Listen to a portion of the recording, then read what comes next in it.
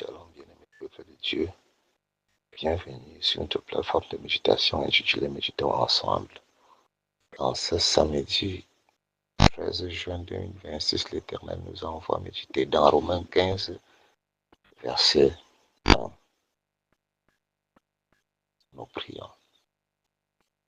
Plein de bonté, je te prie en ce jour merveilleux de répandre ton esprit de compréhension, d'écoute et de prompte obéissance sur quelqu'un qui est sous le son de ma voix maintenant, afin qu'il puisse, notre Dieu, cerner le message que tu nous délivres ce jour, Père éternel, notre Dieu, de l'intégrer dans sa vie pour le salut de son âme.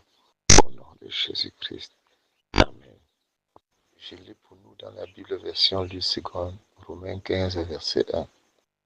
Nous qui sommes forts, nous devons supporter les faiblesses de ceux qui ne le sont pas et ne pas nous complaire en nous-mêmes. Amen. Bien-aimé du Seigneur Jésus-Christ, l'apôtre Paul, dans cet extrait de son épître aux Romains, exhorte ceux qui sont forts à supporter les faiblesses des autres qui ne sont pas encore bien affermis. En tant que chrétiens affermis dans la foi, nous ne devons pas oublier que hier nous étions dans le monde, faibles, et des gens nous ont soutenus, nous ont encadrés afin que nous parvenions à ce dont nous sommes aujourd'hui. Avant d'être ce que tu es aujourd'hui, il y a eu des gens qui ont travaillé dans ta vie afin que Christ soit bien formé en toi. Ainsi, le Seigneur Jésus-Christ, par la bouche de son apôtre Paul, ce jour invite chacun de nous à ne pas se contenter de ce qu'il est affermi dans la foi parce qu'il ne fait plus telle ou telle chose abominable aux yeux de l'Éternel. Aussi à savoir reprendre les peu et non affermis, ceux du monde, collègues, amis, membres de nos familles avec douceur, afin de les gagner totalement à Christ, sans les frustrer au risque de les perdre.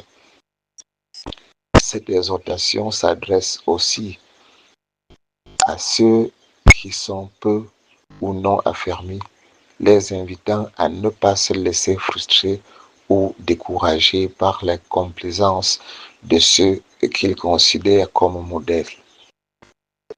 Sur ce, que chacun de nous qui lit cette méditation ou qui écoute cette méditation veille à ne pas être une occasion de chute pour une personne que Dieu veut sauver. Bien l'Éternel bénit en chacun de nous l'écoute de sa parole au nom de Jésus-Christ. Amen. Bien-aimé, si c'est la première fois que je nous rejoins sur cette plateforme de méditation, n'oublie pas de t'y abonner, surtout de liker et partager nos publications afin que l'Éternel par toi puisse toucher un grand nombre de personnes pour le salut de leur âme. Sur ce, nous disons à demain pour une nouvelle méditation par la grâce de Dieu au nom de Jésus-Christ. Shalom.